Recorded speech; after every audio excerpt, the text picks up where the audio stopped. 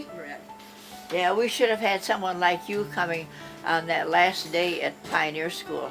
I tell you, the children would have been There's another year. delighted. Maybe he can come next year if you tell him about a year ahead.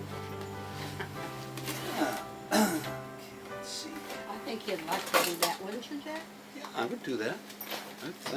I have done a little program for our local cable TV show where I just interview people that do interesting things. And, I didn't see it. well, do you get the local cable station? Oh, yeah. Channel 10, right? Yeah, well, See, there's a, oh, do you need a place to plug it in? I'm wondering. Or behind where the coffee Yeah. is. I'll just hold this It's plugged right in. here. You can unplug the coffee if you need to. Or maybe you were going to send something and then, or there was no telephone call from so I thought, well, You still using these eye drops, Dorothy? what? You still using these eye drops? Well, I'm supposed to. Want to hold that up while I wash that? We didn't know he was going to set up all this equipment or we would have been ready, right? No. He surprised us. Shoot by what? We didn't know he was going to set up all this equipment or we would have gotten ready before Yeah, I then. would have gotten ready for it. If I'd known you were coming, I'd have Baked a cake. baked a cake. If I'd known you were coming, I would bake a For cake. goodness sakes, bake the cake. However, that little container that has those chocolate chip cookies in it is better than cake. I wonder. Thanks, Dorothy. And that can go into Okay. something your that's fork standing bowl. up straight up and down. Light-hearted yet informative pageant about Chisago City. Some of your neighbors playing roles of town founders and notables. Music, numbers, and historic. Early at Chisago Drug or George's.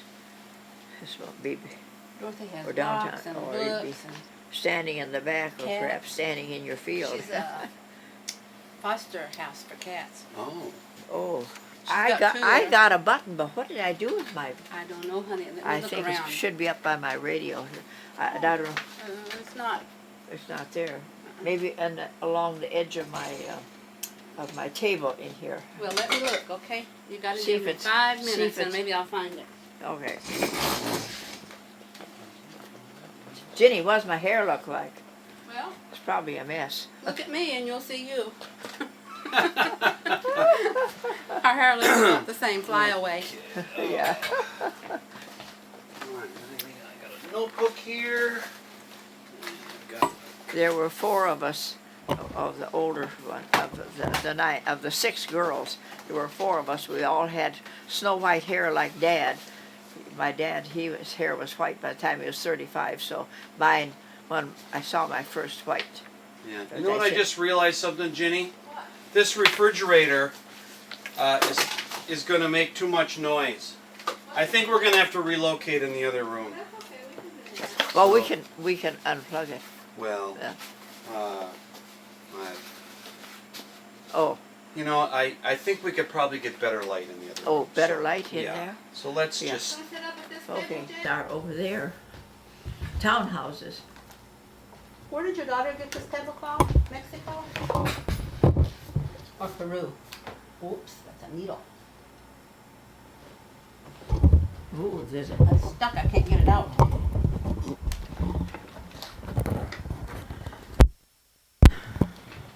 Right. Did Linda get this tablecloth or what? what daughter picked the tablecloth up for you and what country? You want the tablecloth up out of the way? No, it's Or okay. is the tablecloth okay? No, that's He fine. likes color. Did Eileen get the tablecloth for you or Linda? Eileen did from It- down in Ecuador Oh, Ecuador. Okay. For You're my looking good, Dorothy. for my son-in-law. For Northwestern, he made the trip to Ecuador and he brought back one like this for his wife. So then I admired it so much that when he took her down with him the next trip, she came back with one of these for me. So it's made by the Ecuadorian women. This weaving. Okay, well, we are rolling here. So, Well, she wondered how her hair looks because she's gonna be on. Am I supposed to be holding this? Your hair No. look okay, Jack? no, I think you should just talk to me. So, Her hair is okay, isn't it? She's Sure. concerned about it. no, looks okay. Okay, it is August 5th, 2010. We're here with Dorothy Berntson. And Dorothy, how do you spell your last name? Berntson. S-O-N. Berntson. Okay. Dorothy, before I ask you about, other things, I just wanted to get a little biography, just Oh. who you are. Can you name me your parents and your brothers and sisters? Oh, yes. My dad, Luman Aldrich. I'm an Aldrich. Okay. And my mother, Mabel Gibbs. Mabel Hastings Gibbs. My dad was Luman Woodbridge Aldrich. From both mom and dad's forefathers came from southwestern England and came over into Massachusetts or the eastern New York State in 1634. Shortly after the Pilgrims. They were some of the early people that came. And Aldrich. That was George, the one who came, my dad's people came. George Aldrich and his 8 sons came over in 1634. And then they landed at Massachusetts, and then they spread out throughout. So that's why there are lots of Aldriches in the Twin Cities. So was George your grandfather? No, that Your would be great-grandfather? my dad's. My dad's father was Hervey Frederick Aldrich. Okay. So maybe George was the great grandparent.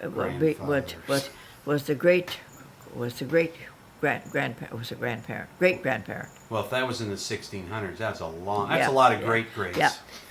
Shortly after the Pilgrims came, see, the Aldriches came. George Aldrich and his 8 sons, and And what nationality is that? that's English, right from the West Coast. English and Scotch-Irish, Okay. and some Welsh. And how about your mother's side? Where are they from? Mother's side also from southwestern England also. Mother's name, last name was Gibbs. She was a Gibbs, and it was Mabel Hastings Gibbs. And if you were to be an English teacher, you could. It fits right in. Your ancestors are English. That's right. And she said that my youngest brother, Robert, Dr. Robert Aldrich, who died just a year ago, he did a lot of research, and I have the papers that he found of all the. I've got all the papers on him. There was some French there. There was, if you remember that there were, in history, I was just reading the history of, it's Poland by Michener. Yeah, oh, yeah. And I just finished reading. But the fact that people from France, that there was a connection. The English king married a French princess, I think. See, there's a. He You know said what? that we have some French in our background also. Okay, well let's go through the years. So we got your father and your mother, and did you have brothers and sisters? Or- Oh yes. Could you name them? A 9 of children. Oh, yes, I should say so. But there were 9 of us. Can you name them from the oldest to the youngest? My brother Hervey Aldrich, Hervey, not Harvey, but Hervey, and that was our grandpa's name, Hervey Aldrich. Yeah. So Hervey, my brother, was named for Grandpa. So Hervey was the oldest. Hervey, and then Dorothy, that's me, Okay. Dorothy Dolores Aldrich, and then Ruth Aldrich Anderson, Okay. and then Kathleen, Dorothy, Ruth, Kathleen, Loris, Elva Loris, E-L-V-A, Elva Loris, only we called her Loris, Okay. and Eleanor, And then there were two, then the last two were brothers, Charlie and Robert, Dr. Robert Aldrich. He died just a year ago. He lived out in Pennsylvania. Okay. So. And my sister Eleanor, she's the youngest one of so there are just two there were 6 girls. She was the oldest one of the family was Hervey, my brother. He died when he was just 8 years old. But I'm the oldest of the girls, Dorothy, Ruth, Kathleen, Loris, Margaret, and Eleanor. There were 6 of us girls, and there are only 2 left now. The oldest, that's me, and my sister Eleanor Martin, who lives in New Jersey. You've got a great memory. Dorothy, what was your father's occupation? Oh, farmer. Okay, and where did he farm? Where was the farm? Up in northern, out of Bemidji. So that's where you grew up? Yes, in Bemidji, yes.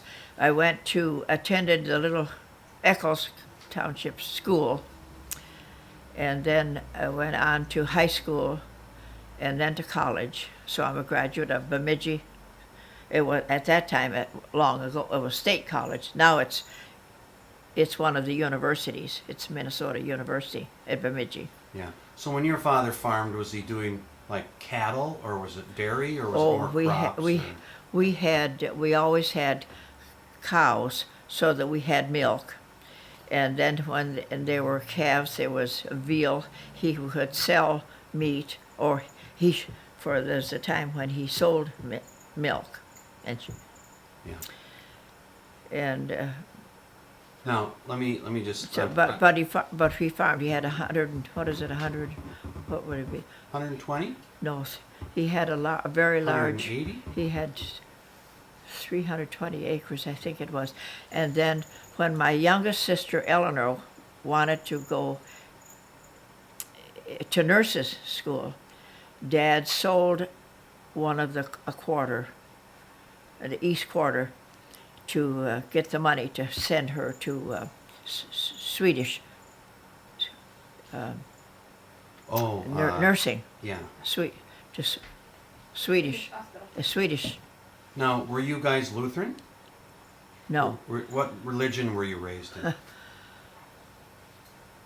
We didn't belong to any church, but Mother always read scripture to us when we were kids and taught us the 23rd Psalm and the Lord's Prayer when we were kids. We just learned what we knew from our mother. And whenever we wanted to go to church, when somebody would offer to take us to Sunday school, Dad would always say, yes, you go, and he would give us a little bit of money to put into the offering. So different people, there was a little community church off a few miles away. I've forgotten now what I don't know what they belonged. It was a small group. And then afterwards, when I started to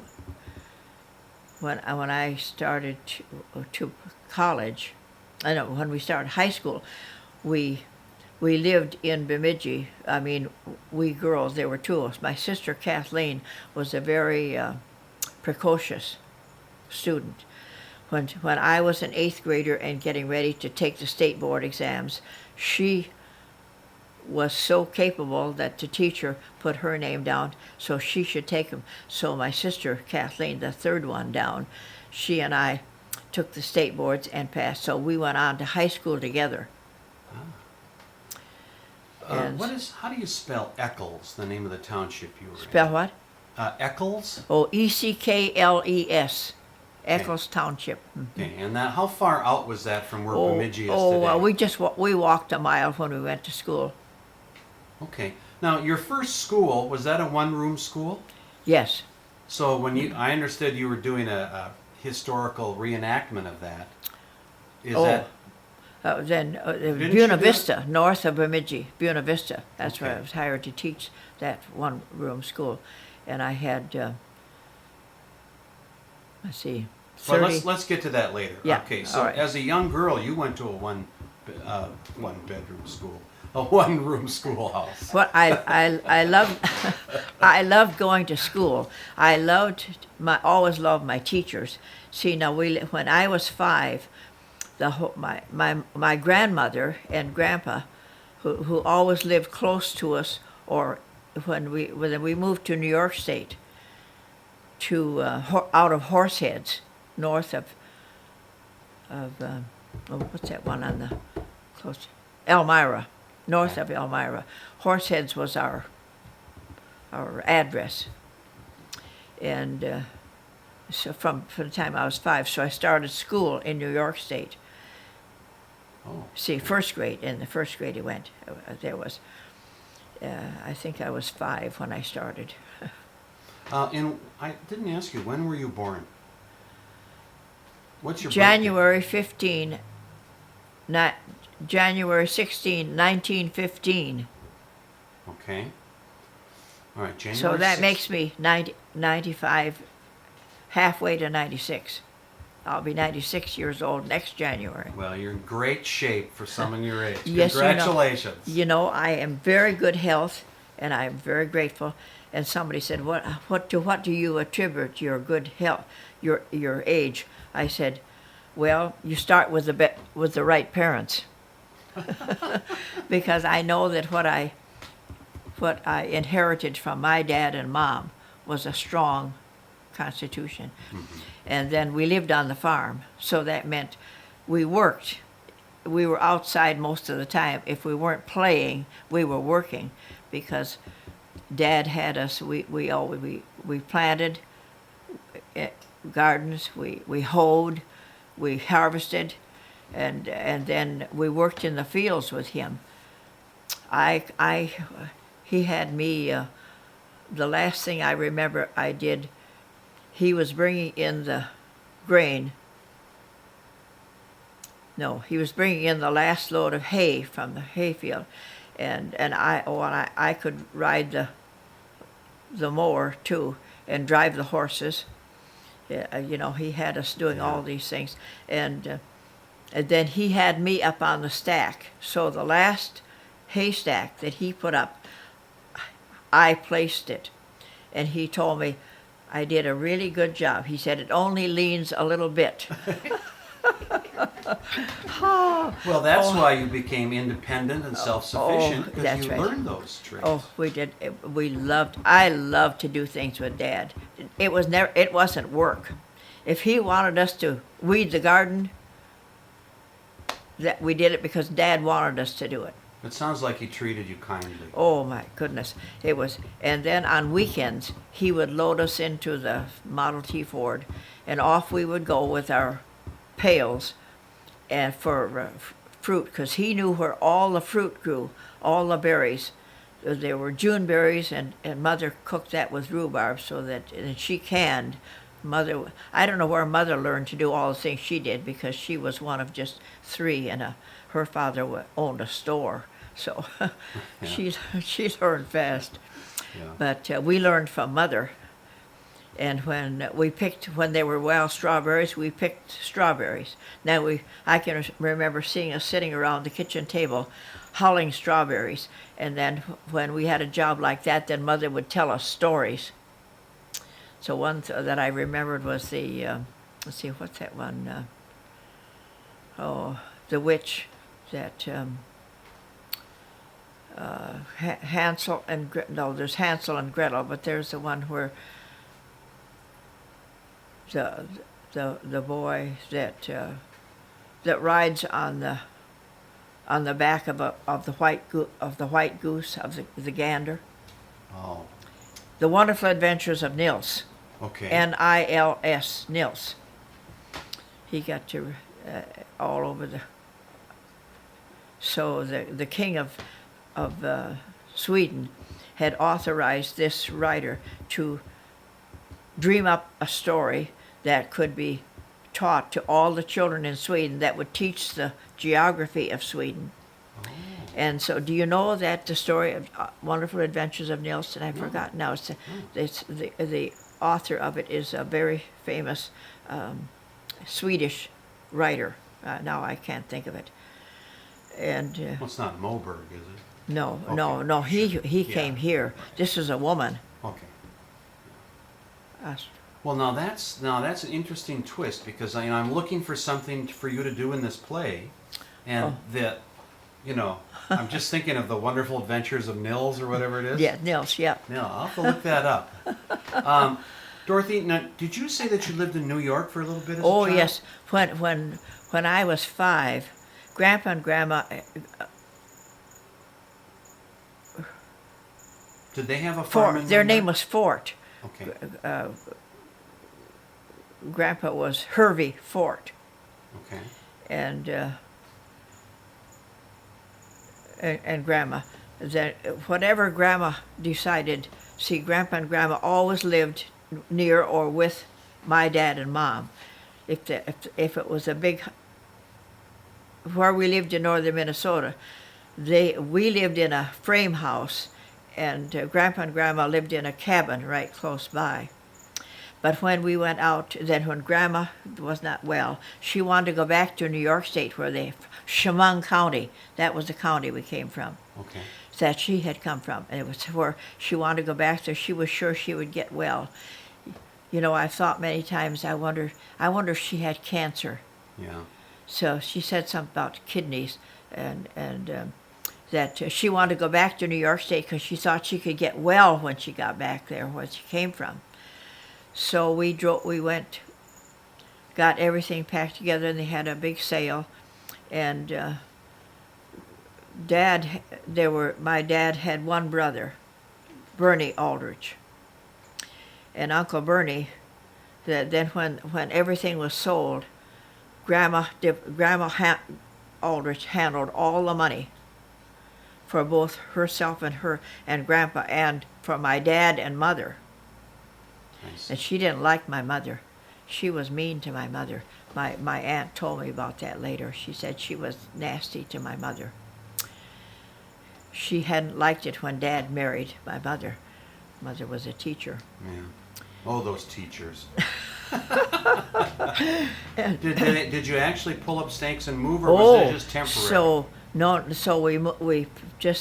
They sold the place, and then the money was divided, and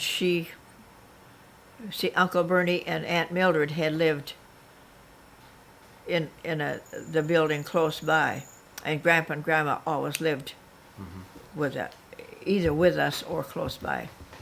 And so she saw that Uncle Bernie didn't like it, that when she divided the money for the sale of everything they had, because they had not only the property but animals. He had always had cows, milk cows, and animals of various kinds. And so she divided the money. She took care of them. She always handled the money. And she saw that Dad got a larger portion than Uncle Bernie did. So he went out where he took his family and he just moved out to the Oregon coast, and he never came back, and he never corresponded with anybody excepting Grandpa. Once a year, Grandpa would get a letter or a postcard from him. Uh-huh. So that's how you ended up in New York for a bit. Yeah. But then you came back to Minnesota. Yes. She wanted to go to New York because she was sure she could get well. So we went. So she had come from that part of New York, north of Elmira, and so we stayed with those people that were relatives of Grandma's relatives. Right. And then Dad bought a farm through a bank. He bought a farm, and so we owned this big farm and this huge, a 14-room house. I still remember what it looked like, what it was like. We kids we loved it because upstairs there was one great big room where we could run and play in like the your own wintertime. gymnasium. Yeah, we liked that. That's right, a gymnasium. Well, how old were you when you moved back to Minnesota? So we were 5 when we went out to New York State, and then when I was 8 years old, Grandma died. And then Dad decided that she should come back. We still had the farm. I see. To come back to the farm out there in northern Minnesota, right along Highway 8. Is it 8? 10, maybe? Yeah, from Bemidji to Oh, yeah. yeah. And so we came back when I was 10, but I had started school when I was 5 because Mother had taught me to read. When I was on my 5th birthday in January, I had received a book from Mother's sister, my Aunt Zodi, Elva Velzora, and I took it and I said, "Read it to me, Mama." She said, "I'll teach you to read it." My mother was a teacher, and so she showed me a few words, and I was off running. I could read anything from that time on. You know, there are some children that just learn to read naturally. Yeah. I've had them go through my 1st grade many times there. I have many children that I remember that were just natural readers. Sure, you recognize their gift. I recognize that. Yeah. Now, when you say your mother was a teacher, do you mean just naturally, or did she actually No, she's a work? graduate of the University of Minnesota. Your mother was? Yes. Yeah. Oh. And her sheepskin, her Yeah. see, one of Diploma, my brother Hervey, who died when he was just, I think he was 82, so it'd be quite a while ago. He got Mother's diploma or her certificate.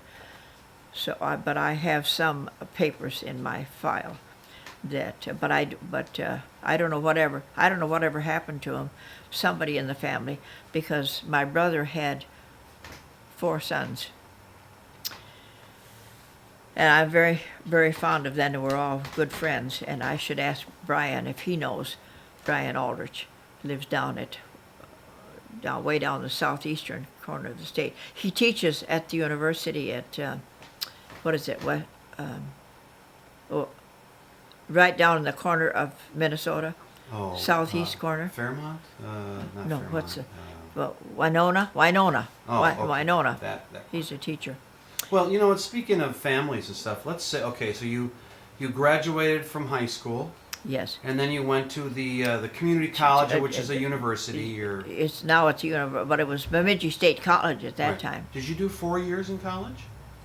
Well, I did 2 years. I did 2 years and went out to teach at north of Bemidji. I got my first teaching job, so I taught 2 years there, and then I left that teaching and went out to another school, another rural school. That's a rural school where you have all 8 grades. That's what I was trained for. Okay, now let me see. If you were born in 1916, and you would probably get out and do that I was when born you in were 1915. 15. Okay, Yeah. 15. And then you would probably be about 20 when you went to Yeah. teach? So now we're talking 1935. So we're in the middle of the Depression, kind of, right? Yep. All right, so that's when you first I taught. made $52 a month teaching, And you had a job, which was but I great. had a job. I remember after 2 years, they were 2 very difficult children. I didn't know how to handle them. The girl was very interested in sex, and she was her kind of attitude toward the boys was I Flirtatious? thought, I don't think I can handle this, so I decided that I would leave, and I got a job at another school to the west of that. Let's see, what was that? Well, you know, you mentioned the name of the first school. What was the name? But Buena Vista, right on the shore of almost of Lake. What is it? What's that lake? About 14 miles north of Bemidji. Well, you know what? Yeah. That's a good clue to look Yeah. at. From. Yeah. So great. That was your first one. You bailed out of that, and then you went to the And then second one. and then I spent the longest of my teaching years at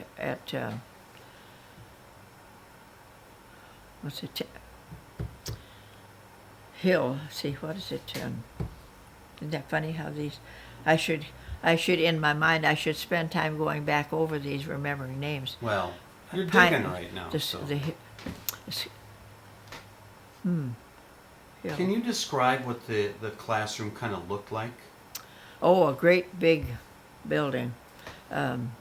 This was the first schoolhouse in Chisago City. Did I tell you that? No, why don't This- you tell me this- the story about this? this- the home you're living in right now. Yes, this home. This was the first schoolhouse, and it was located right across from where Parmley is now. Right over into what's the ball field or wherever the kids are there. But there's a sign up. Yeah, it says That's- site of the first school. Yes, that's right. And it was my first. It was through my work with that. I wanted that done. That sign to be there, and so I've forgotten how we managed that, but what we did to do that. But So, but I understand that then this building, of course, it was moved. I think it was Yeah. moved twice, wasn't it? oh, if you go into the city offices, you will see this huge map called, and that so much of this whole area is called the Bernheimer area edition. Yeah. And so this was part of the Bernheimer, and Bernheimer was a German entrepreneur. So he came into this area when they signed the paid whatever they paid a treaty with the Indians that the white people would be able to own land. That was in 1837. 1637. 1837. 1837. And so he bought up this, and then he divided it into plots. There was a time here, I don't know, when my neighbor, Mike Flint, do you know Mike? I don't. No. The Flints are from Wyoming. His parents, I met them when when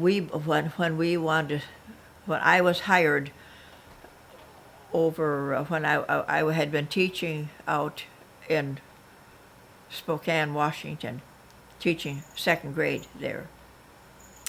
David was his work. He was a trucker, and he had his own truck, and he wanted to come back home, and so I checked with the college that I had gotten my college to see if where there was a school, and this school was open down here. Chisago City. Yeah. And so I applied for it. And what year would that be? let's see. We can see. 60, probably 68 when I started thinking about it, because we were living out in Spokane at that time. And so I was teaching out there, and so I had a recommendation from my principal, Jack Doepke, wonderful, fine man he was, and I applied for it, and he called when I sent in my resume, and I think I had written or had called to Bemidji College for a list of any available places, and that was one of them. So the other one was Osseo, and I thought about that one, but then I decided this sounded good, and it would be close enough to the cities, and David was working for a company who had a headquarters, a trucking system right in north side of Minneapolis. Oh, okay. And so that would have been just perfect. So when I applied, then they called me, and he said, we have if they had any openings, they had a first grade opening, and if I would accept and come and teach that first grade, they would mail my contract for me to sign if I would sign it and come back. And that's what I did. So they mailed it to me, and and then I signed it and sent it back. So I was hired over the phone. Ah. Well, did you have any connections in this area prior to this? Any connection of what? Did you have any connections to the Chisago Lakes area? Well, my daughter Linda lived in Minneapolis, and she worked for. See what's that? Ginny, what's that? It's an insurance company, What? and I can't think of the name. It's an insurance company. The nursing system. You mean Bethesda? No, Oh, the Swedish hospital? Swedish hospital. Yeah, Swedish. And Augustana. and so she knew about. I don't know how Linda knew that there was a opening out here. So she gave you the tip. Yeah, so she gave me the tip. And so they hired me over the phone, and I said yes, I would sign it, and I would accept that. First grade, that's just what I wanted, was the little ones. So you accepted a teaching position here in the Chisago School District in the late 60s? Or Yes, we moved here in 68, I think it was, or 69.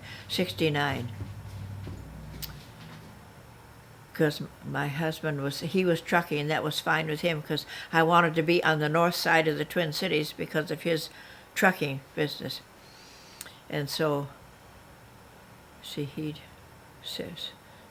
died in 77, so 67, that would have been, he had 10 years. Maybe it was 67. I think he had 10 Okay. years that we lived, and so when he knew somebody that was in charge of properties, and so we were looking for we were part of the Swedish Baptist in church, and so we looked for a church of that. okay. And this one friend that we knew of over in the Forest Lake area, he said that he sold real estate. So when David stopped to his office one day, he was at an office right downtown here in Chisago, and he said, I'm going out to look at a house. Now you want to go with me? And he said, sure. And so when he pulled into this yard, David said, don't show this to anybody else. Just wait for me to talk to my wife. Because he fell in love with it like that. This is. So this house was here Yes. when you moved into it? Yes. Okay. Okay. 'Cause I And know this man was, and this real estate person was his friend, and so he said, no, I won't. So then he came and found wherever I was. I've forgotten what I was doing. Maybe I was already teaching, but he came and looked at it, and he said, shall we take it? Said, of course. So we did. We bought it and signed the papers, and Yeah. Now it obviously had been remodeled into a house from a school yes, room. that's right. But the original outside walls were the Yes, school. I have a booklet over there on the early days of Chisago City. Have you ever seen them? I think there's one that's, I think I've slid in on top. Right. That's Chisago, early Right. days of Chisago City. Yeah.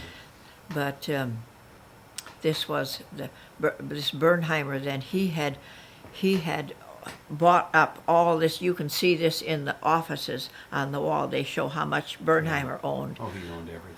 And so he said, don't show it to anybody else. Let me get my wife. And so and I said, it's wonderful. Let's take it. Yeah. So we did. Where did your husband was David Berntson? Yes. And where did you meet him? Oh, at a church party, a Christmas party up at the church, the Bemidji Baptist Church up in Bemidji. Yeah. So you had a church party, you met him, started talking. Was this a dance? Well, you don't dance at a party like no, that. do you? it was, I've forgotten what all they did, but he wanted to know if he could take me home. And of course, by the time he got me out to my teaching position, why, we set up time for more dates, and so we did. Yeah. So we were married in 1940. Do you remember the date you were married? What? The date? Oh, yes, June 14th of 1940, in the forest, in the Baptist church in Bemidji. Okay. And was he from Bemidji area? He was from Bagley, his family. His father was a retired Swedish Baptist minister, but David was working in the woods north of Bemidji. And his sister, May Berntson, Binder, was a nurse in the hospital there in Bemidji. And so she got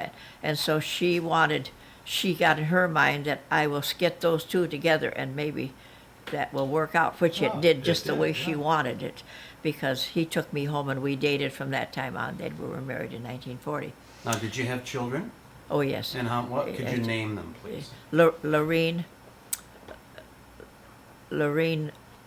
Berntson Vogel. She married Harold Vogel, and now she's gone on to be with the Lord. Lorene, and then Linda. And Linda is the one who worked for the nursing for the Alina Oh, okay. medical system in the cities. Alina, that's okay. what she worked for. She did. So Lorene and Linda. Then Linda, and then our son Dean.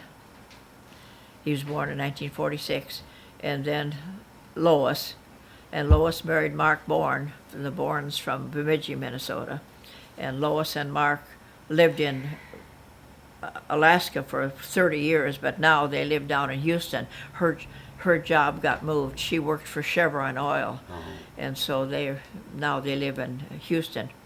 And then Eileen, she married Richard Blatchley, and they live just west of Forest Lake. So you had 5 kids? That's my youngest. 5 kids? Yes. Okay. And I suppose you have a whole slew of grandchildren we don't need to name, and Yes. great-grandchildren. And Dean died from what they called, in 91, I think it was, or 92, when he was just 44 years old. He had complications of, what they call it, fourth level heart disease. Mm-hmm. And I said, what is that? I told Lorene. She said, I will investigate. So she found out that it was a combination of things. It was male. It was a man. Yeah. It was male. And he was overweight, and he had diabetes, and he smoked, which he knew he shouldn't, but he did anyway. Yeah, so there's 4 strikes, right? Yep. Us men, we just drop like flies. Oh, Uh-oh, Dorothy. Someone's at the door. oh, Here, let me just dear. pause for a second here before I I'll go. get it, Dorothy. You stay there. No, I. Dorothy, let me get it. Have lunch, Dorothy. Oh, thank you. I Put it have on wheels. company. I see that. You got all kinds of company. Hello. Hi there. I'm just taping a little history section on her, so. So, What have we got today for Dorothy, do you think? we have a ham, and I don't know what else with it. Ham dinner. Oh, Meals on Wheels. I get Meals on Wheels. My daughter thought I wasn't eating rightly, and so Well, and it's a good program. So I I'm know. glad I you know hit it is a good. It Yeah. is. The food is so good. Well, that's good. So right, she chooses well. Okay, so see you later. Thank you, lot. Yep. Thanks, B. Yep. I hope she didn't walk, because Meals on Wheels should have a vehicle. Oh no, she's part of my church over in Wyoming. Oh, what The church do you belong Methodist to? Church. Oh, Methodist. That's my church. All right. And B, she's a wonderful musician. She plays the piano or the organ or anything that needs to be. Ah, She's a musician. Do you know the Zarubas? Myron and B. Zaruba? yeah. Oh, Zaruba, I've heard that name. Yeah. Yeah. Something about the bank, I think. Yeah. All right. See, I'm on Route 5, and way back my younger, maybe for 10 or 12 years, I delivered meals. Oh, myself. oh, you did that yourself. I was a deliverer. That was fun. When I had a car, I could drive. The house that used to be a Now you'll school. find- And this is the house of books. Yes. Look She around must the have corner. good- Why, look, it's Ginny McGarvey reading some books. To your right. Now look to your, Oh my. There is so much reading material in here. Oh, I tell you, I love books. I said I attract books like a magnet. Wow. I just finished reading the book, Michener's book on Poland. Yeah. That's a wonderful. I think I've read that too. That was pretty darn Hello? Yes? Every room has books, even the bathroom upstairs. Yeah, say again who you are. Yeah. What? Jean? Oh, I see. Dean. Dean Phillips.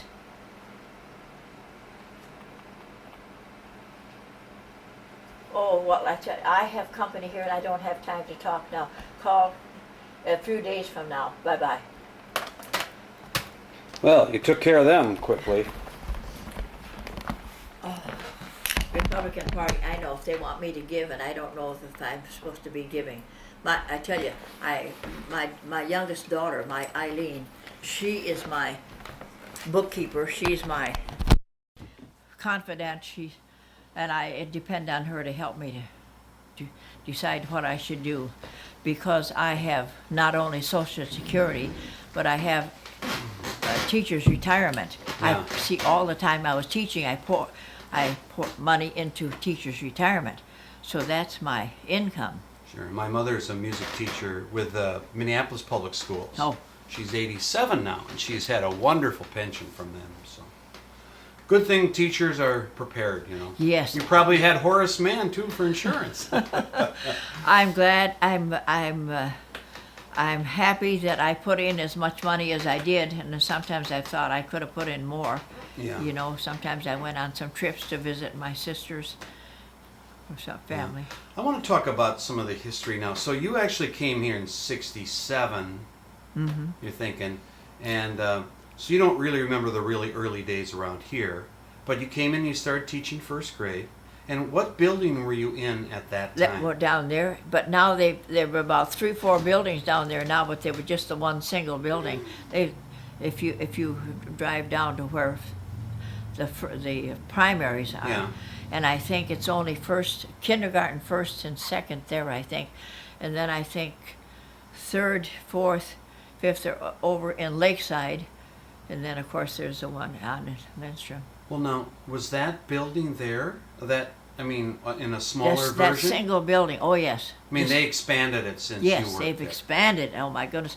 When we drove, Mike and I, when we were driving, came up. We drove all over, just looking at all the big trees we could find. You Yeah. see, I think about my big tree out here. That's where when I sit in my chair, I'm looking right at that huge maple tree that's you can't see it unless you okay. go look out Yeah. look straight out through the window. I'll just take a peek. It's an see that big one? Yeah, that's huge. Oh, I tell you, if you stand next to that, you realize what an ancient one it is. I have a feeling it might be 200 years old. Yeah, that predates the city. Now, Okay, so Dorothy, you taught first grade in kind of a regular school, and then how many years did you teach then until you retired? Did you retire in like I retired in 83. 83. And I retired because my sister Kathleen was having health problems. And Kathleen was the one who graduated from 8th grade same time I did, because she was such a brilliant person. And so we went through high school together and we went through college together. and she was ill, and I was afraid that I wanted to be free to go to her, because when you were teaching, you could have 3 days of paid leave, and then you didn't go. You just didn't go. You know, you didn't leave Yeah. without Yeah. the fact that you were allowed, that was part of the contract. And so So how old were you when you retired, would you say? in 83 I was 50. Well, see, no, wait a minute. You were born in 16, and let's see, 86, you would, no, 86, you'd be 70 something. See, I gotta do my addition here. If you were born in 16, and in 76 you would have been 60, in 86 you would have been 70, and you said like 83? Mm-hmm. So maybe you were like 67. Mm-hmm. Okay, so I mean, you went longer than a lot of people normally do. Well, they talked about retiring at 68. That was the time they expected that you might retire when you reached 68. And then I remember when I decided that I better retire because something may happen, and I won't be able to go to my sister. Yeah. And so I said that I was going to. So he said, "You don't have to retire, you know." Oh. The principal, the Yeah. superintendent, Bungham. Oh Mr. yeah, Bungham. Don Bungham, sure. Don Bungham, Hmm. wonderful person. He was just. Do you fine. know Warren Retzloff? What? Do you know Warren Retzloff? Oh yes, yes. He's going to be in the play. Is he? Yeah. He's going to be a steamboat captain Oh. coming up the St. Croix River to Taylor's Falls when they first brought the Swedes. Good. Yes, fine man. Well, Dorothy, I'm trying to figure out how we can use you in the play, and it would be obvious to have you be a teacher. And I'm thinking, you mentioned this story of Nils. Oh. I have some kids that are playing just children that are sitting there, and I don't know if you know Kay Oyen. She was a 3rd grade teacher for many years and just retired. The name is familiar. Yes. Yeah, O-I-E-N. Yes, O-I-N. And my children had her, that's why I know her. She's a real bubbly teacher, and so I'm using her to teach about Swedish immigration. Oh. But then I have another scene when I go to the 2nd school, because it was called 8E, 8 East. This building here was originally 8 East. Was what? This building was 8 East. Yes. School District 8, Yep. the East School. Yep. And then there was 8 West, which is on the other side of Green Lake. Mm-hmm. And when I talk about that, then I thought maybe I could bring you in as another teacher, but we could kind of have fun with the fact that you're older, and that you knew the King of Sweden when he wanted to have this story made. And my friend, the King of Sweden, the story of Nils, and maybe say a few things about that or something. Yeah. But I'd like to just ask you about what school was like back in the old days. Now this is probably more from your memory, but I went to a parochial school, a Lutheran school that was we had 3 classes in each room, and there was about 6 or 7 kids in each class. So I'd have grades 1, 2, and 3, and after 3 years I'd be in the room 4, 5, 6, and then I'd be in the room 6, 7, 8, or 7, 8, 9. And so I sat on those desks where you sit one behind each other with the inkwells, and I know a little bit about that. But for instance, when I'm reading about these schools, they had outhouses, and you didn't have indoor plumbing in those No, early I should schools. say no.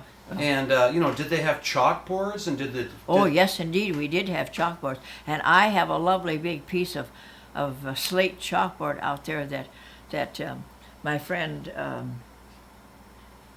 Peterson, Frances, one day she called me. She said, Dorothy, I'm looking out in the garage and I find that I've got a great big piece of slate board out here, and could you use it?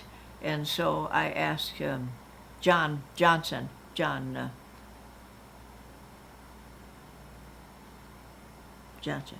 if he would come and get it for me because it was heavy. Yeah. And so that's an old school blackboard, right? But I had We have one on the wall over there in the little white schoolhouse on the hill in Taylor's Falls that was made from a piece that was already just sitting in the schoolhouse, just a chunk of slate. And you know, slate is, well, I know about slate because where my brother lived in Connecticut,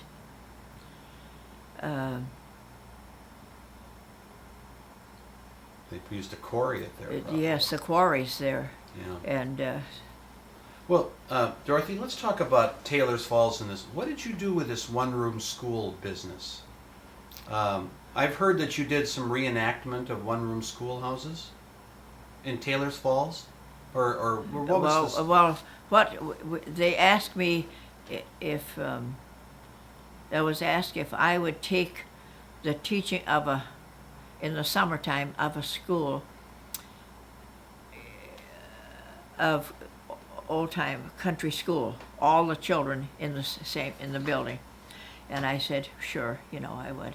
So I said, is there a curriculum for me to follow? She said, no, you do it whatever you want to. So that gave me to do anything. So I thought, I'm going to tell them what it was like to teach in a country school and to live in it, and I will set up a program. So I set it up the way we have it now. Every year we decide what our theme is going to be. See, now, like this past year, our theme was, what was it like when the Ojibwe Indians lived here?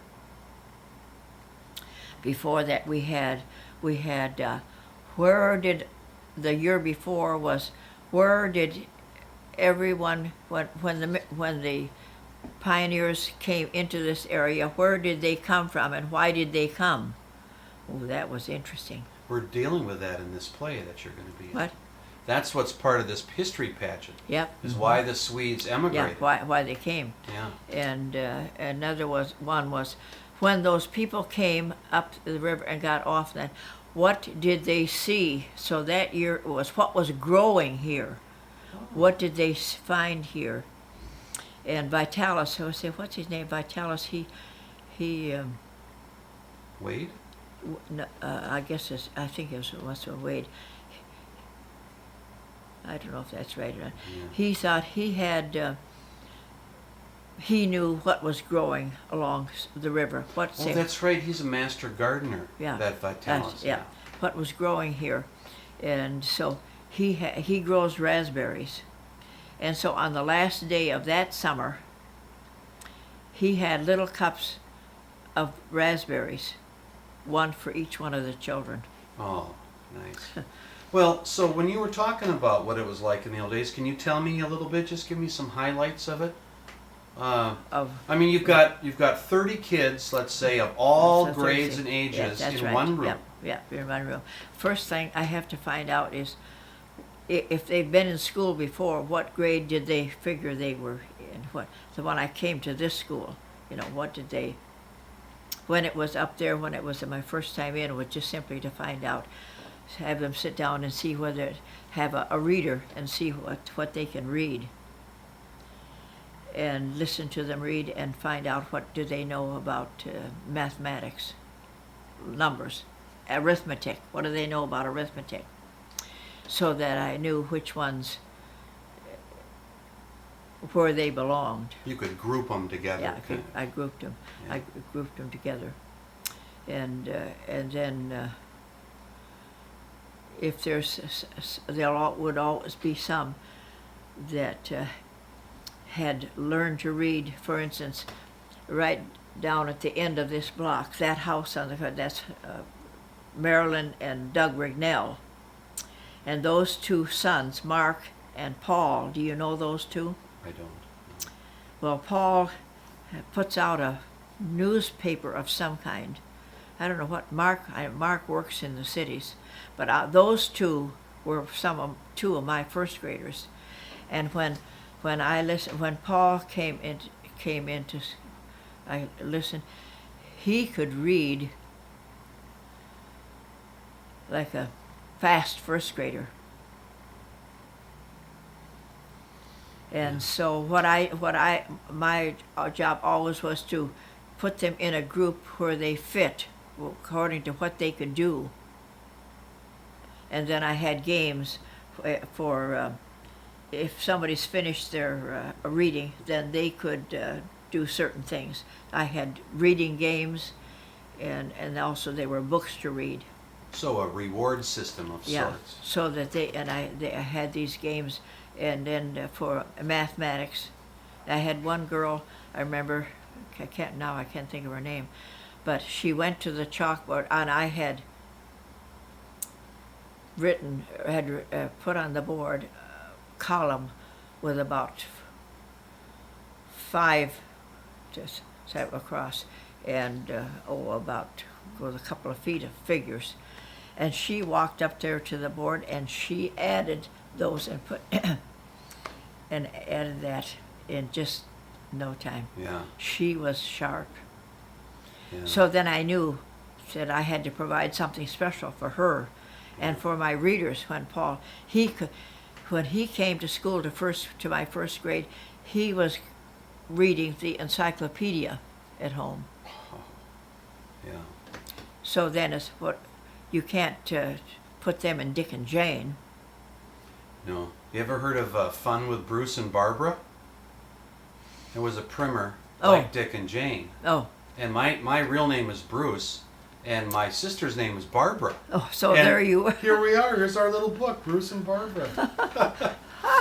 So, Dorothy, how long did you just teach a week at that schoolhouse? Or? Oh, no. Over there, you mean in Taylor's Falls? Falls? Let's see. How long did I teach? Well, I didn't teach regular school there. That was summer session. But did you do that for several weeks or the whole summer or what? We figured two weeks. Then so now this past year, what we did this past year, the first week was the last week in June. That was school started, and that's advertised. And then we skipped to July week because lots of things happened. And then for the 2 weeks after the July week, because lots of things happened. And then for the 2 weeks after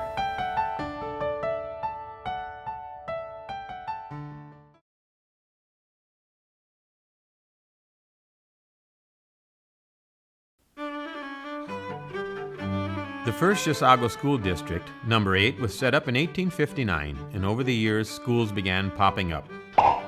First was 8 East, a one-room school on the corner of what is now 282nd and Old Town Road. Kids ages 7 to 12 who lived within 2 miles could attend, summoned to their all grades in one classroom by a bell in the tower high over the front porch. Town Clerk George Nathan reported that during 1 year in the 1860s, 20 children attended, 12 boys and 8 girls. The teacher was paid $20 a month and her room and board for the 3-month term.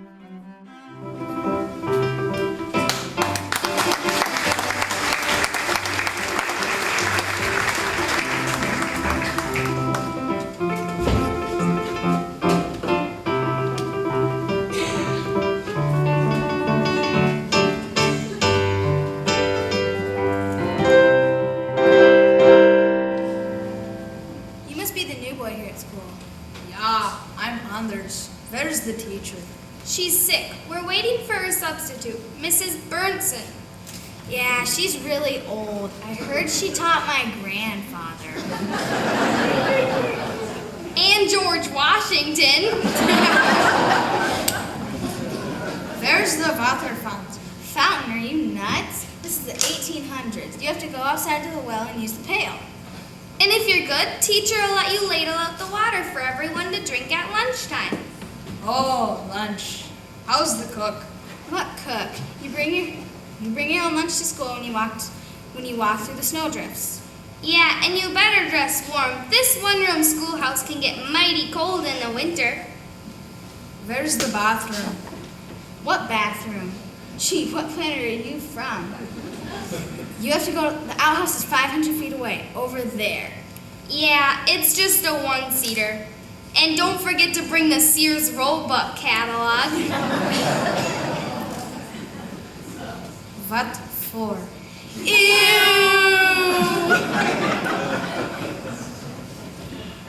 Good morning, Mrs. Berntson. Good morning, children. Welcome. What are we going to learn today? The story of the wonderful adventures of Nils by Selma Lagerlof. And this Swedish writer had been commissioned by the King of Sweden to write a book that would be read to all the school children and that would teach them about their country. What's the story about? It's about this boy, Nils, who was not a really nice boy. That is, he didn't like to obey his parents and the teachers, and he was always mean to the farmyard creatures. He pulled the tail feathers out of the old rooster down there, and he chased them away, the others away from the food. But he was about to learn a lesson. It was a Sunday, and Nils was left at home, supposedly to do his lessons, while his father and mother went off to church. He looked over at the box where the books were, and he thought he saw something up on the edge of the box, and he knew it was an elf. And so he spoke up and to him and said, "Why are you here?" And he said, "We are going on a trip, and we are going to fly on the back of that white goose that you see down in your yard." And Nils questioned, "How can that happen? I am so big, and the goose is so small." And the elf said, "I will take care of that." And before he could say another thing, he found himself shrinking to the size of the elf that he was talking to, and they were both standing on the back of this white goose down in the yard. And the elf said, "Now you are going to travel this country. Be sure you listen to everything that I tell you, remember it, and be sure that you do not fall off.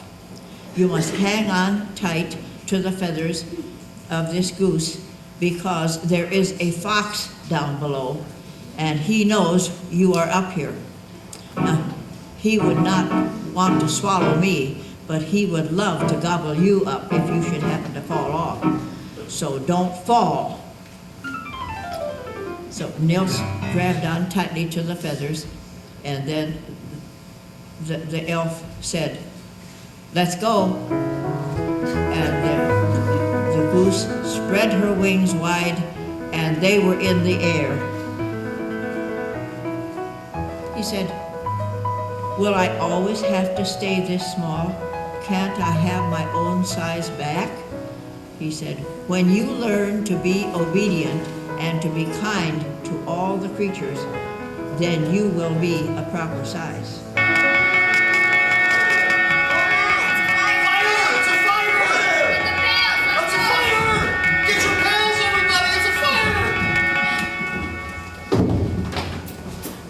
Oh, well.